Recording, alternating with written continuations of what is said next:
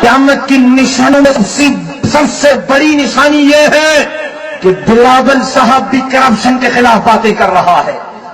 جس کا ناشتہ کرپشن پر، جس کا لنچ کرپشن پر، جس کا ڈنر کرپشن پر، جس کے جہاز کرپشن پر، جس کی گاڑیاں کرپشن پر، وہ کرپشن کی باتیں کر رہا ہے.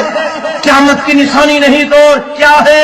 دن گئے جب لوگ محترمہ بے نظیر بھٹو کے نام پر آپ کو ووٹ دیتے تھے. آپ لوگوں کے حقوق دلانے کی بات کرتے ہو، پہلے اپنی ماں کو تو انصاف دلاؤ. آج بھی تمہاری ماں کی روح تم سے پوچھ رہی ہے کہ کورٹ میں میرے قتل کا کیس چلتا رہو، ایک حاضری میں بھی بے نظیر صاحبہ کا وارث نہیں گیا. جو اپنی ماں کے قتل کی کیس کی پیروی نہیں کر سکتا، وہ سندھ کے عوام کو کیا حقوق دلا؟